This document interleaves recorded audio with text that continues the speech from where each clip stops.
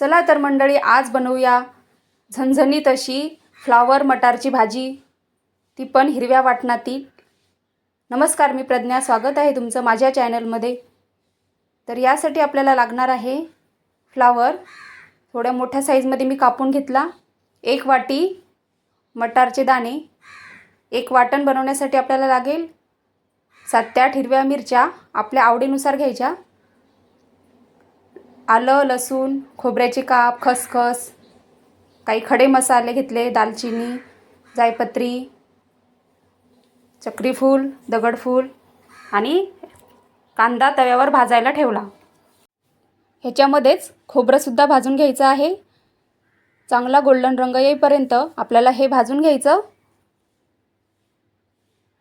खूप झणझणीत चमचमीत अशी ही फ्लावर मटारची भाजी लागते, खूप टेस्टी बनते।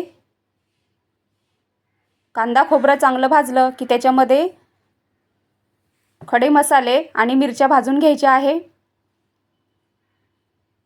आणि शेवटी खसखस घालून ती सुद्धा काही सेकंद आपल्याला परतून घ्यायची आहे। थंड झाल्यावर हे वाटण आपल्याला वाटून घ्यायचं आहे।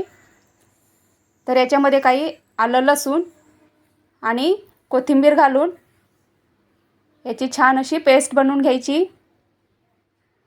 आता याला आपण फोडणी देऊन घेऊया। 3 ते 4 पळ्या मी तेल घातलं कढईमध्ये आणि वाटण घालून हे आपल्याला चांगलं तेल सुटेपर्यंत याला परतून घ्यायचं आहे। बघा, मस्त याला तेल सुटायला लागलं की याच्यामध्ये हळद घालायची आणि ती सुद्धा याच्यामध्ये मिक्स करून घ्यायची। फ्लावर मटारची भाजी आपण वेगवेगळ्या मसाल्यांमध्ये बनवतच असतो। लाल रस्सा सुद्धा याचा चांगला लागतो।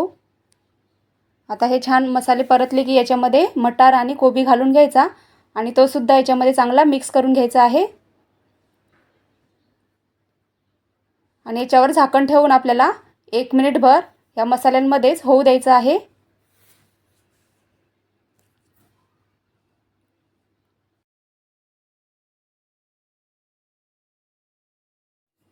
एक ते 1.5 मिनिटानंतर ह्याच्यामध्ये आपल्याला फ्लावर आणि मटार शिजेल एवढं पाणी याच्यामध्ये घालून घ्यायचं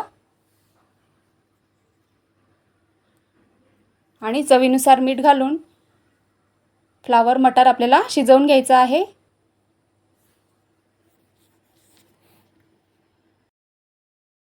गॅसची फ्लेम लो टू मीडियम ठेवायची आणि याला चांगलं शिजवून घ्यायचं आहे। फ्लावर मटार मस्त शिजलेला आहे। बघा, मस्त अशी तर्री सुद्धा आलेली आहे, याला शिजलेलं आहे हे। आता वरून आपल्याला गरम मसाला आणि कोथिंबीर घालून झाकण ठेवून द्यायचं आहे आणि गॅस बंद करायचा, म्हणजे गरम मसाल्याचा फ्लेवर चांगला येतो। ही रेसिपी तुम्हाला कशी वाटली हे मला कमेंट करून नक्की सांगा। 1 मिनिटानंतर बघा, मस्त तर्री आलेली आहे। खाण्यासाठी तयार झालं आपलं फ्लावर मटार। भाताबरोबर खा किंवा भाकरीबरोबर चुरून खा, खूप टेस्टी मस्त लागतं।